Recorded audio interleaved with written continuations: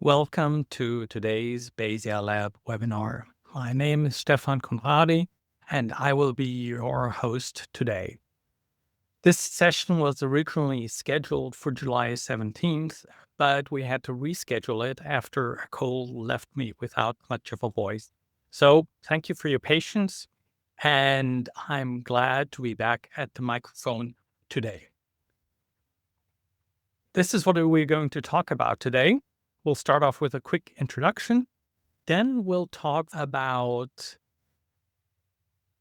the theoretical background. Ask questions like, why do we want to target subsets of a population? We'll spend quite a bit of time on the computational challenges that targeting entails, and then we'll show how Bayesian networks can offer a very convenient solution to the problem of computing target sizes or the sizes of target groups. Then we proceed to the practical part of today's presentation. We'll first go through a demographic clustering, followed by the attitudinal clustering. And then finally, we will link all the segments that we found together and how they relate to each other. I've sort of hinted at that with this little graph on the right-hand side of the introductory screen. That's what we ultimately want to get to. So one thing I want to point out is that's quite important. Any questions you may have, please put them in the chat panel. If there's a technical problem, if you can't hear me or anything like that, just post it right there. If you have a question about the subject matter, please also post it there. But since this is my solo production today, my colleague Lionel Jouve, who is usually my co-host or the main presenter, he's on vacation. So this will be just my production today, and I may not be able to directly respond to your questions during the session.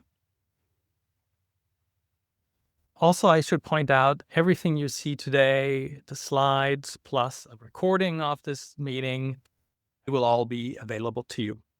Now, just a few quick words about who we are, who Bayesian is. I think most of you are already familiar with our company, but just for those who don't, a quick look back on our company history. BayesiaLab was founded almost 25 years ago by Dr. Lionel Jouve and Dr. Paul Monteanu.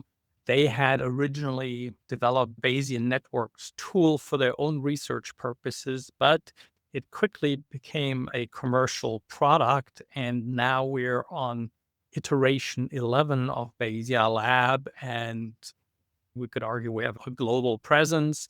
So you may have encountered me or some of my colleagues either in France, in the US, or pretty much anywhere around the world where we host events and host courses, etc. Of course, the core of our product is BayesiaLab, including APIs and web simulators, etc.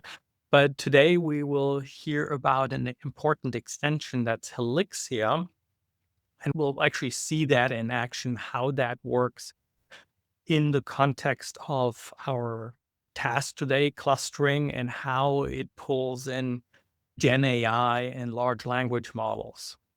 So, about myself, my background is in the auto industry. Well, I haven't worked in the auto industry for over 15 years, but I used to do that. And here you see some of the projects that I've been actively involved in. And as you can imagine, as you're working in product management and marketing, you have to think about consumer targeting and clustering. And just by looking at the products that you see here on this page, it's very obvious that they have different target groups. So in that sense, I have a very personal motivation for talking about clustering and segmentation, because it's not an easy task. It sounds easy and everybody does it, but there are a lot of pitfalls. So let me try to go back to the basics and ask kind of the naive questions. Why do we want to target subsets of consumers? Well, it's all about profit. We would expect that if we're looking at a subset of the entire population, that focus would allow us to generate more profit. So that's obvious. And to use the formal notation of economics, we'll use capital Pi as the symbol, as the notation for profit. So the profit calculation is actually fairly trivial. It's just a matter of how many units we sell. So N is the population size, P is the probability of purchase. Let me use my laser pointer here. R is the revenue, N is the population again, C stands for the cost per person contacted. Obviously, if we reach out to more people, that costs more than if we look at a narrow subset. Overall motivation, we want that profit to increase. But for today, we want to look at it a little bit more simplistically and just look at quantity. So we'll leave out the cost of contacting and the revenue, we'll leave that out. Not that that is not important, it is important, but it's a very easy extension from what we do today. The difficult part is elsewhere. So we'll just look at the quantity Q, how many widgets we sell, the population size, and the purchase probability. So let me be very explicit about this. What we want to compare is here we have the overall population and the quantity of the population that would purchase our product. If we were marketing to all, we would expect to sell so many. And our objective would be that by narrowing our target to a smaller group, we would actually sell more units. Of course, we'll also save costs, etc., and all that, but we would actually expect to be more profitable. We would expect the probability of purchase in that target group to go up. So, but that requires a pretty major trade-off. We're narrowing our target and really then have to rely on the purchase probability to go up. So that's an important trade-off to make. And it's not nearly as trivial as it seems. So we need to take a big pause here and look at this in kind of excruciating detail. Please bear with me. This is going to make hopefully an important point. Let's now look at the quantities again and look at every single element in this equation. Q all, that's the overall quantity we could sell to the entire population. Here we have N, that denotes the total population, and this is the probability of purchase. Here, Y equals 1 denotes that a purchase took place. Now, this is the quantity we expect to sell from our target group, which of course is the size of the target demographic, our subpopulation, and then the probability of purchase given that we're aiming at the target demographic profile. So, and again, that seems to be like stating the obvious, but let me be even more explicit and expand that further. So let me look at what is the size of the target population. The size of the target population is the total population times the probability of being in the target demographic profile. So overall population times the probability of the target profile, that gives us the target population. And then here, of course, again, the probability of purchase given in the target population. Still seems totally trivial. And that part here, that term is very easy to calculate. Many methods available for that. This one, the probability of being in the target demographic profile, that's a killer. That is really, really difficult and quite often intractable. So let me elaborate on this. And you'll soon get sick of all these equations, but I think it's really important to point that out so we don't fall into that trap of, targeting without knowing this. So the size of the target group is the size of the overall population times, and then we have a bunch of terms. Here's the part that's easy to calculate: the probability of purchase given the target dynamic profile. We're just looking at what attributes or what's the function of purchase as a function of all these attributes: age, gender, income, location, region, socioeconomic status, etc. There may be dozens or hundreds of attributes, and that can be very easily calculated as simply estimating a conditional probability. And we could do this with a linear model, for instance, simple regression. Now here, this is now the probability of being in the target demographic profile. That requires a joint probability, that requires knowing the joint probability. We have to know the joint probability distributions, and that can be difficult or even intractable to do in high dimensional domains. Now, if all these variables were independent, age, gender, income, location of residence, ethnicity, education, if all they were independent, then calculating the joint probability would be totally trivial. But as we can suspect, they're not. They're not independent. Traditional statistical models can easily estimate how good a segment is, but not how big it is. This is the killer, getting the size of the target node. And you may say, okay, really? Is that the problem? Really? Is that intractable? Well, to compute the size of a target group in today's example, actually the second example, the attitudinal clustering, if we wanted to estimate the size of any conceivable target group in a traditional framework, we would require a table with 22 columns and 500 trillion rows. Just for reference, this would require 44,000 terabytes of memory. I think my laptop here has 8 terabytes of memory, so it would be totally impossible to do that. 8 terabytes of SSD memory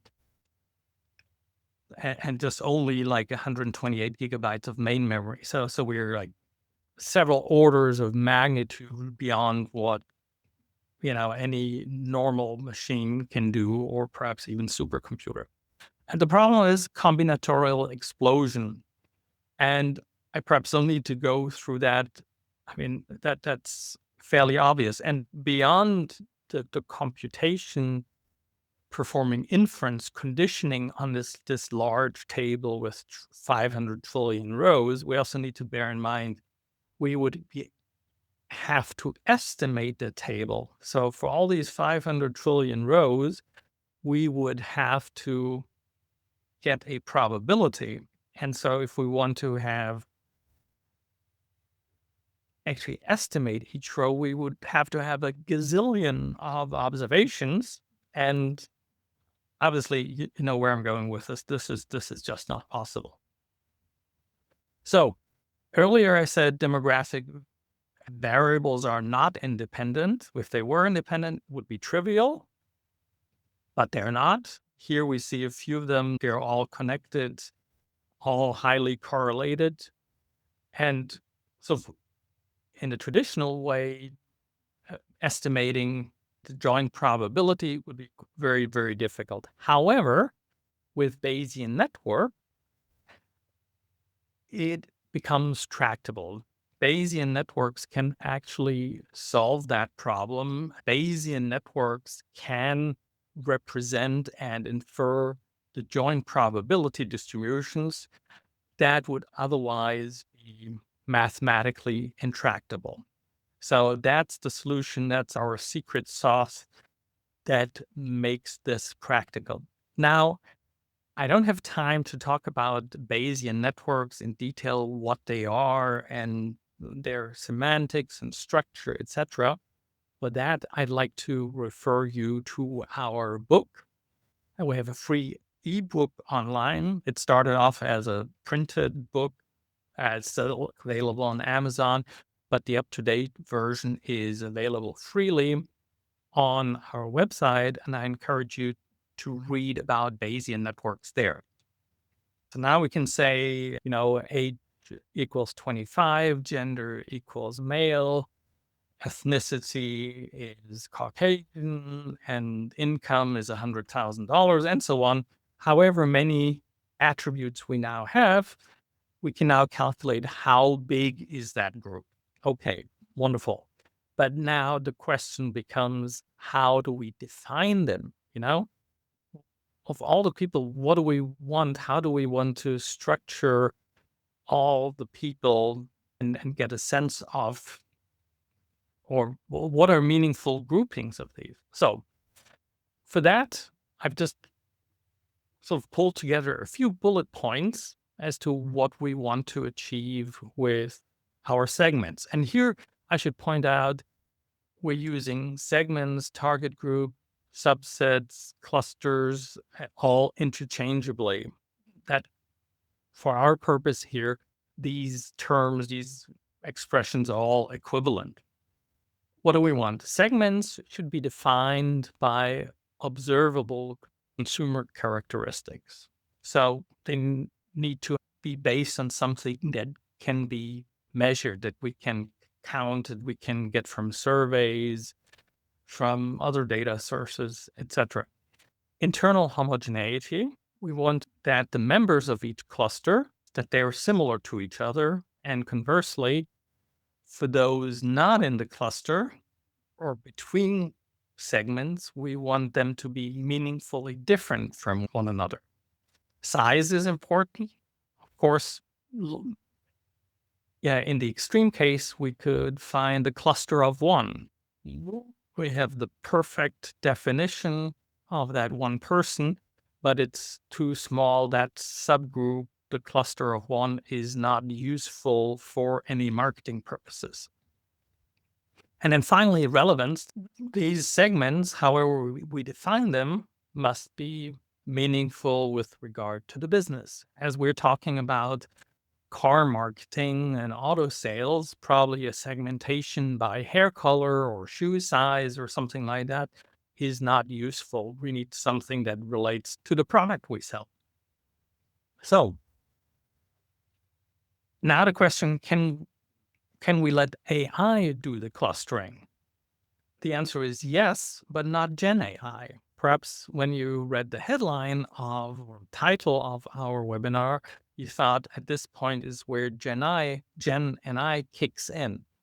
No, we will actually use a more traditional form of AI, Bayesian networks and machine learning, but GenAI will help us tremendously as we build these clusters, as we name these clusters, as we interpret them. So we will have multiple types of AI interacting as we proceed now. So, and at this point, I should introduce Hellixia. I've mentioned BayesiaLab several times already. Hellixia is a component of BayesiaLab. It is BayesiaLab's subject matter assistant, which is powered by GenAI, by large language models. It allows BayesiaLab,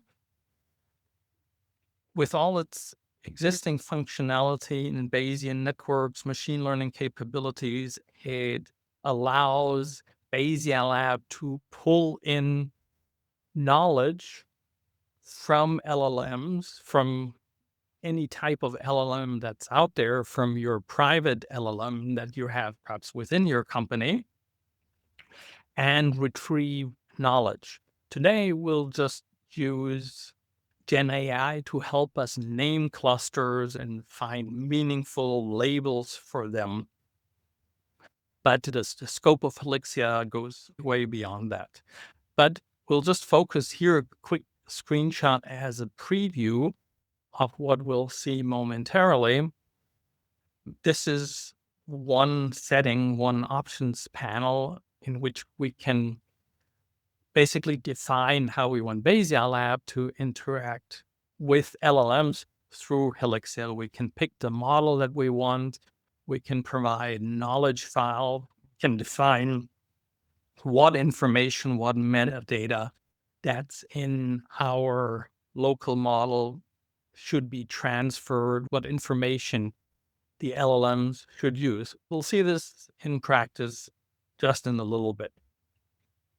So here's now really the interesting part of the webinar. Now we will go through 2 practical workflows and we will see GenAI in practice.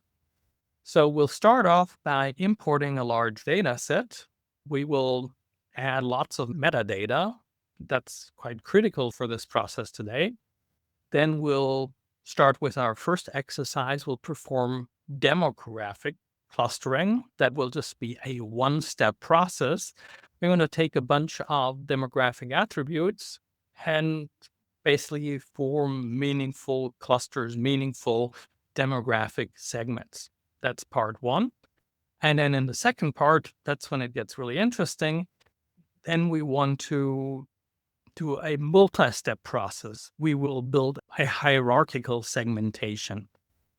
And this is a much more involved process. And then at the end, we want to look at demographic segments, attitudinal segments, and then also actual vehicle purchase, the brands that customers bought. We want to look at all this together. So what data source are we using for this?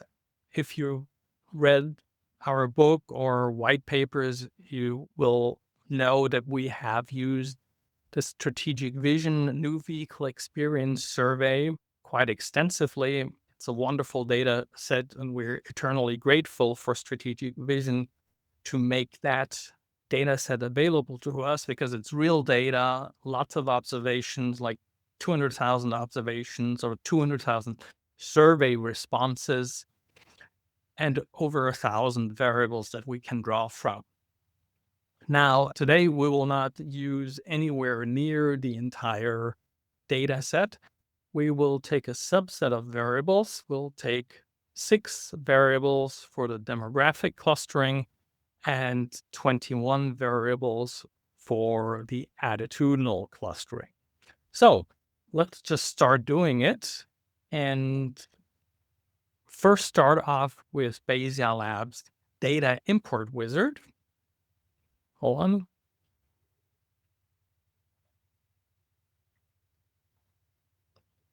Okay. I have this pre-recorded simply so I have a chance to comment on what you see. So what you'll now see here is how we go through the individual steps of the data import wizard. BayesiaLab now brings in the data set. We go through steps here defining which variables are discrete and which ones are categorical. Now, most of these are categorical because the answers to most of the questions were on a Likert scale 1 through 5. But there are a few variables that are actually continuous, such as age, which we are discretizing here. And we use our automatic discretization here. And I think we are discretizing our age range into 6 or 7 bins. So age is the only discretized variable. Here, everything else is already discrete. So here you see now all the variables on the screen with their original variable names. And here, what I should say is all the demographic, attitudinal, and then some data, all these variables are all included here. So the next step is important because we will add all kinds of metadata. Okay, here the video is starting. Because the source data came out of an SPSS file and we just have the short variable names. Now we are attaching long variable names. So the actual statement that a respondent would have seen in the survey and the actual extended variable names so they become legible. In BayesiaLab, we also have an additional field for each variable. That's the node comment. So we could actually introduce the entire survey question into that field and use it. So it's important that this is not just convenient, but that is information that GenAI will be using. We're providing that information so GenAI, the LLMs, can make sense of it and propose cluster names, segment names, etc.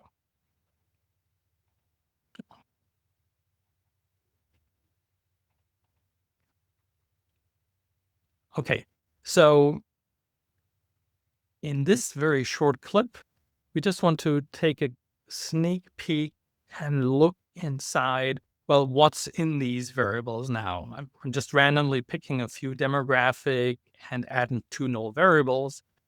And in the monitor panel on the right-hand side, here you see now that each variable that I've selected on the left has a corresponding monitor on the right that shows me the states of this variable, the, the individual response option, disagree strongly, disagree somewhat, etc.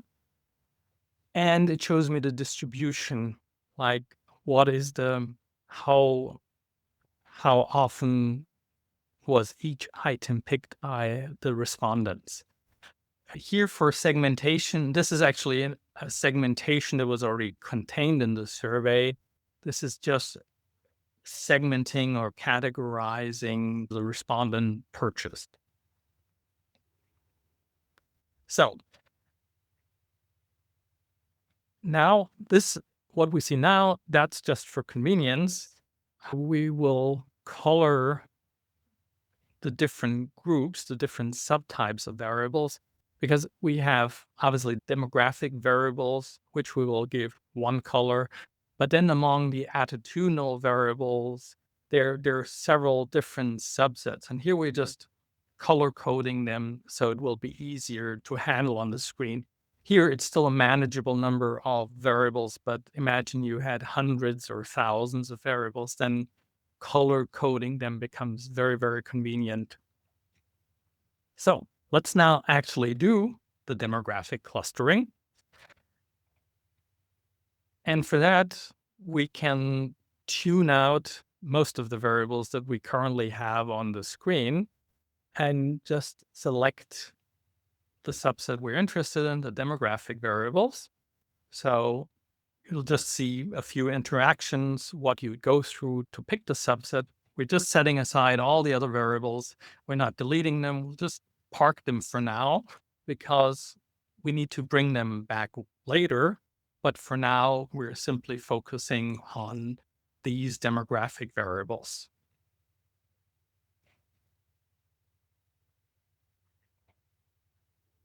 So now this is where we actually start with the clustering process.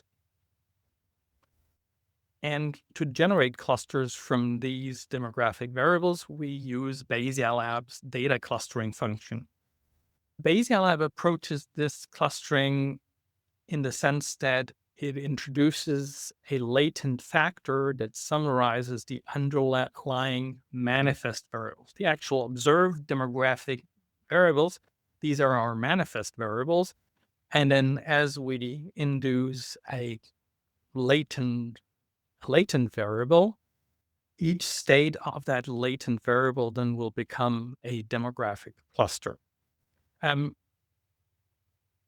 This part is actually typically the least time-consuming part of the study. What's most difficult in practice is often actually interpreting the clusters that we find.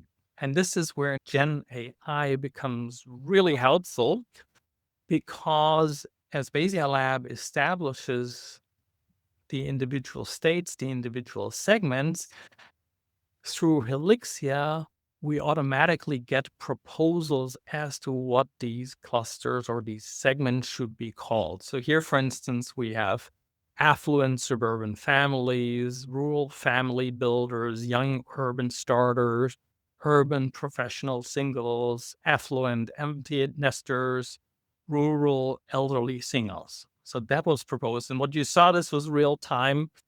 This just ran and I recorded it as it happened. And now we can go in and really look at, well, does this make sense?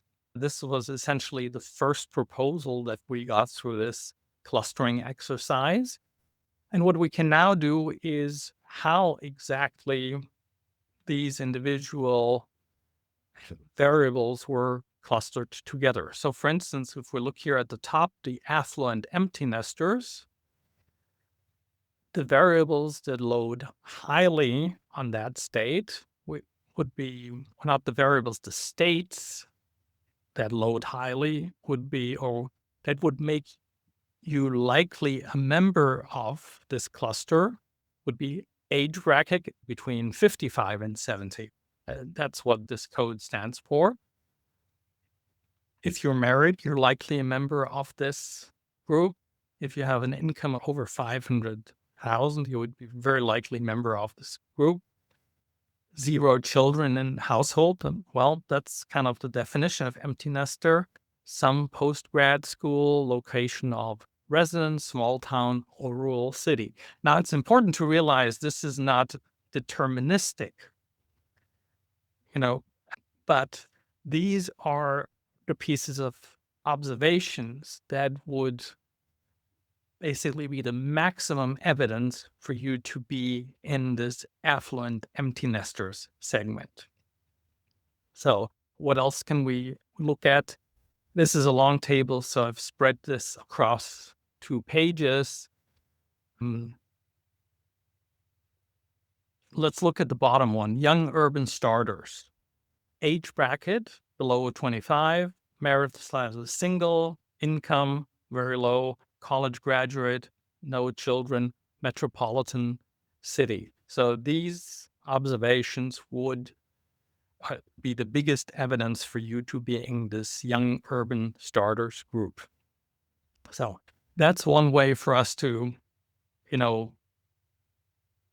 do a plausibility check of what these clusters are and how they are named, whether the names are appropriate. Quite often this can be an iterative process because we may change certain parameters. We may want to look for longer descriptions in the names of the clusters, or we may just look for more clusters for more detailed segmentation of the population. That is what we can specify as we start the clustering process. But now let's just look at this in a little bit more detail in terms of what the distribution of the clusters are and how the clusters relate to the actual observed variables. So I'm bringing up all the monitors of the variables again. I'm putting our segment variable, the latent variable that we introduced, I'm bringing that up to the top. I'm now widening the monitors so we can see them better, can see the full variable names, the full state names.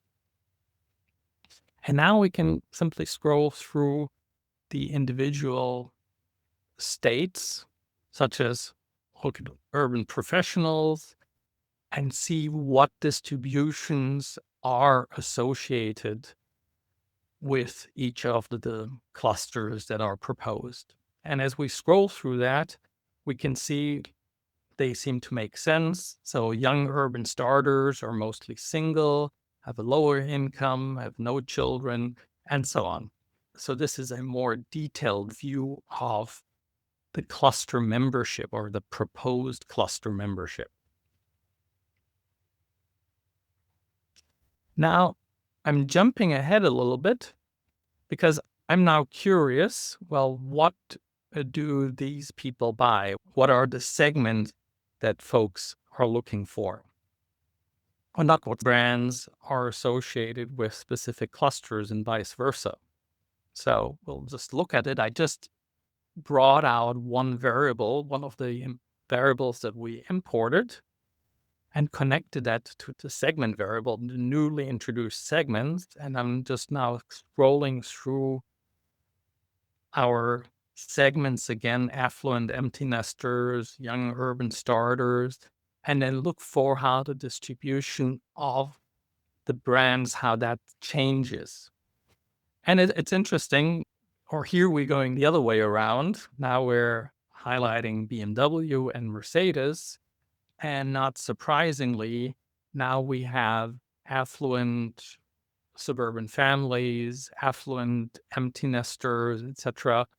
Now they're popping up. And this is an important aspect of Bayesian networks that I haven't emphasized at all so far is the fact of omnidirectional inference. So in a Bayesian network, and this structure that we learned, the structure that we use for segmentation actually is a Bayesian network. So we can work with it and perform inference in either direction. So I can say segment equals affluent suburban families, and then look for the distribution of the brand purchased.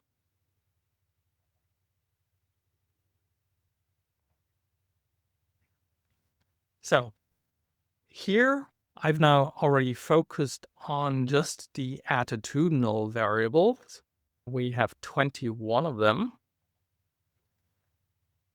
Before we cluster, we actually take a first step. Before we do the data clustering, the segment clustering, we're actually performing a variable clustering.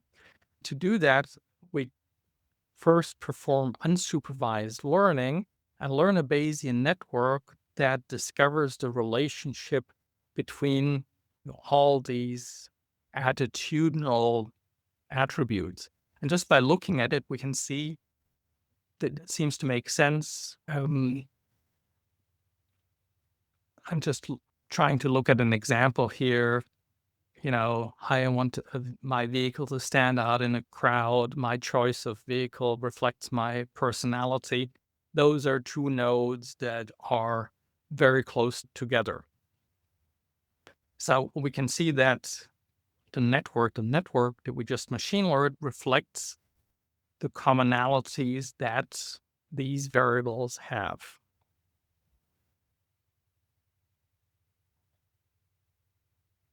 We'll once again watch the machine learning, the unsupervised network, and here we'll immediately proceed to the next step, proceed to the clustering. I should pause here for a moment to the variable clustering, because with these 21 variables, it probably makes sense to actually reduce them to kind of perform a variable reduction by inducing latent factors. And this is what we will see right now.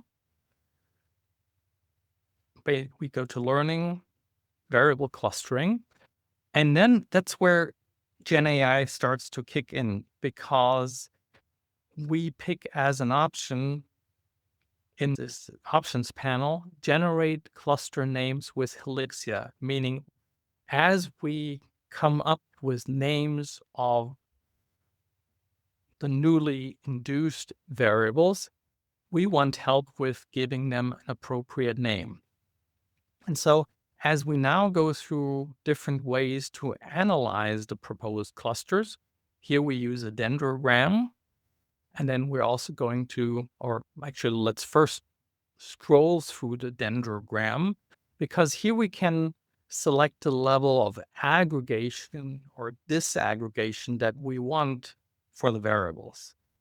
As we scroll, go back and forth, we can see how variables are aggregated at a higher level or split up to their original form. And here in this mapping plot, it becomes particularly obvious. It's scrolling through a little bit fast, but as these bubbles change, as they aggregate or disaggregate, you will see that the names simultaneously change. Hellixia has retrieved, in anticipation of this exercise, as the clustering happens, it has retrieved all the possible factor names or cluster names so that as we go through the different levels of aggregation and disaggregation, we can immediately evaluate, does that make sense?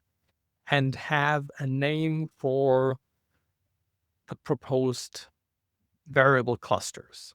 So here, after looking at this, we just say, okay, that makes sense. We accept the proposal and bring up the report. And momentarily, we will actually look at the report a little bit more closely. Let's see what else the video is going to show here. Just how a researcher would perform this. Later on, we'll step back and look at some of the details. So here we're now performing multiple clustering. We're now formally introducing latent factors into our network. And here you'll see that very nicely.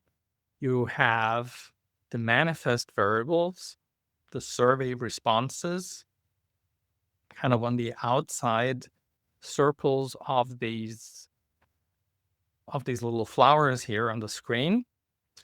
And then at the center, which is what we're highlighting now, we have the newly created factors. And I'm now one by one picking them up and bringing them over onto the monitor panel, making this larger. And now we can see the newly created names of the latent factors along with the newly created names of each of the states of that latent factors. So all this was automatically created through Hellixia. This is when tons of people press their noses against spreadsheets and crosstabs and try to understand what the percentages are and how you would interpret variables where they belong and so on. I've gone through it many, many times. I can tell you it's very tedious and very controversial. But the video is going faster than I can talk. We've now gone to the next step and have actually now clustered the clusters. We have now taken the latent variables that we just induced a few seconds ago and now aggregated them at higher level and created our final attitudinal segments. We'll see them momentarily, but first let's lay them out, or let's lay out the structure so that we can see the hierarchical part, how we can really highlight that aspect of it. So on the outer circle, what's grayed out right now, these are the manifest variables. Those are the survey responses. Then in the inner circle, we have the latent factors that were introduced. And then at the center now, we have the overall variable that is our segment variable now. We will look at what's in that variable because in that variable now we have the names of the identified segments. So yes, that's the conclusion of the 6-minute video. Let me just step back for a moment to highlight how well it works, how easy it is.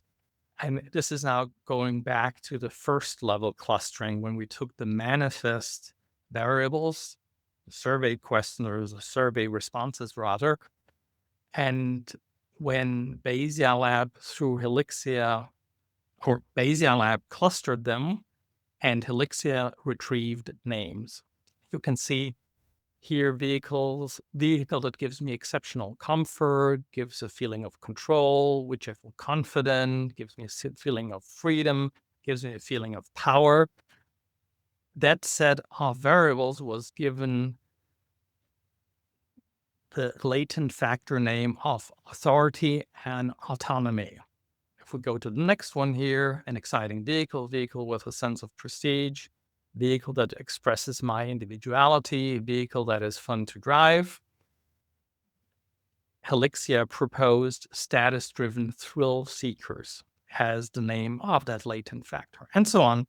So if we don't like what is proposed, we can ask Hellixia to go back to the LLMs and get new proposals for these names. And sometimes you go through a few iterations until you feel comfortable with the names. But I tell you, this is such a time saver. In the past, you would argue in teams about, well, what is that? Yeah, what should that be called? What does it mean? How should it be interpreted? So this is very, very helpful. Now, here's the pretty picture again, where we will see the hierarchy.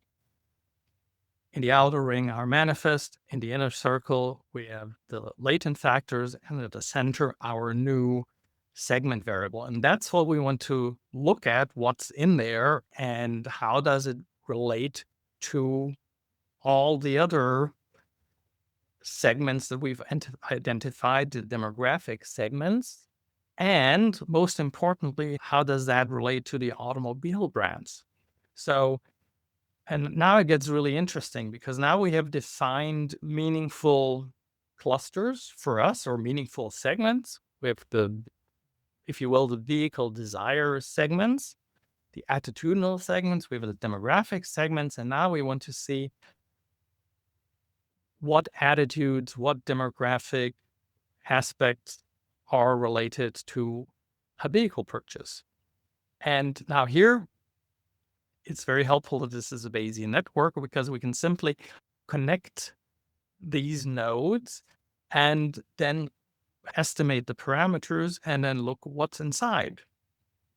And here, for instance, we now see all the segments. Here at the top, we have the demographic segments. Then here, the vehicle desire segments. That was the variable name I originally used. It should really be attitudinal segments. So these are, and I'm sorry that segments, clusters, latent variables, because we have so many layers of clustering and segmentation, it all becomes a little bit convoluted. So we're now at the top level segmentation of attitudes, and within that clustering, these are the segments we have found. Based on attitudes, vehicle attitudes, we have pragmatic vehicle moderates, balanced experience seekers, pragmatic safety prioritizers, balanced comfort seekers, and prestige conscious auto enthusiasts. I belong in that group. That's my field. Okay. So now it will be interesting how these relate to each other. Perhaps we have the expectation that, I don't know, perhaps we shouldn't even go in with expectations and just look at what relationships exist. Now, here I'm going to use static slides to show that. And now just step by step going through the demographic segments. Here at the top, I've selected the segments of urban professional singles.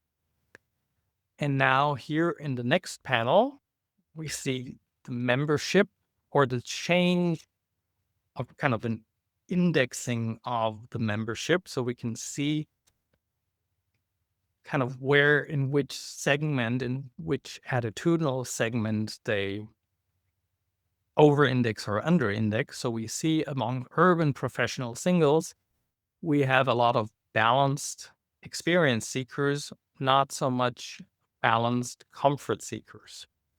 So we can also go in the other direction. Here in the next slide, I'm looking at pragmatic safety prioritizers. Take those attitudes and then look at, well, how are they reflected in the demographic segments?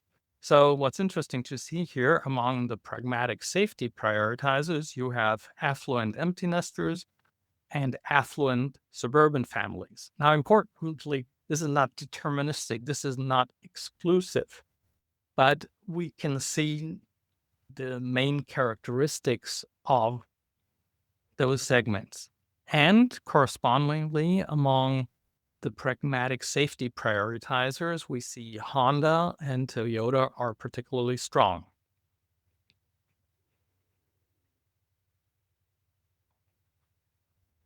So now let's go to my attitudinal segments, or my segment, prestige conscious auto enthusiasts.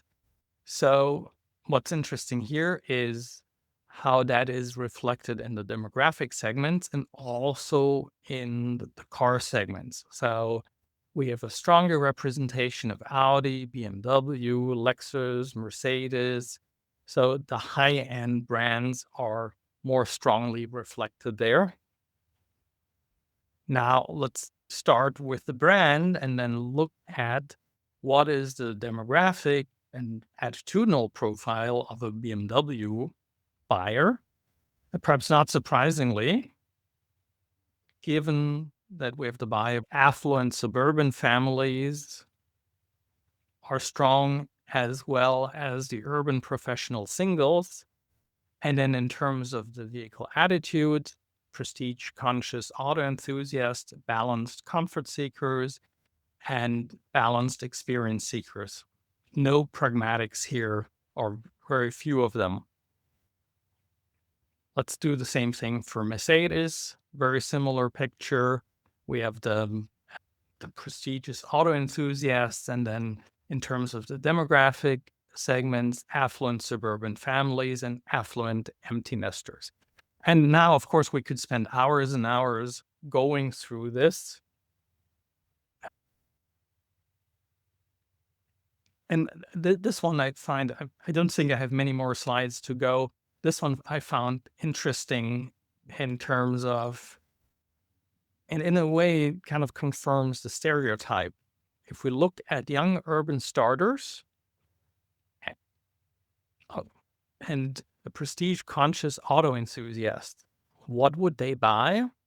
Surprise, surprise, they would buy, or they would over-index on mini purchases. Back then, when the survey was conducted, Scion was also a brand still for sale. Some of you may remember it. VW, Subaru, very much an enthusiast car in certain versions. Nissan and Honda. So kind of the sporty Japanese brands are strongly represented there. Urban professional singles and prestige conscious auto enthusiasts, we have BMW very strongly, Acura, Lexus, Mercedes, etc. Toyota drops off dramatically. This one was one that surprised me.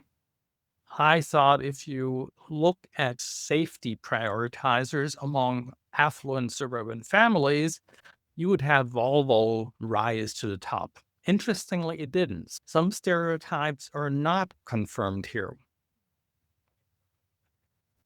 All of this will be in the slides. You can pore over them, look at them, and we will also make this available as a web simulator. So you can actually, on the web, through your web interface, actually play with these relationships and any combination thereof. That brings me to the conclusion of this presentation today. It's a little bit past noon, so it's time to wrap up. Now, with BayesiaLab, we're doing lots of teaching, training, hosting seminars, webinars. And in that context, I would like to point out that there will be 2 free in-person seminars next week. Similar topic, expands a little bit further. It's about deploying GenAI in market research. What you saw today will be part of that 3-hour seminar, but we'll go into several more topics, including taking narratives from consumer feedback, turning that into structures, to knowledge graphs, etc. So if you're either in Cincinnati on August 12th or Chicago on the 14th, please feel free to register. As I said, registration is free.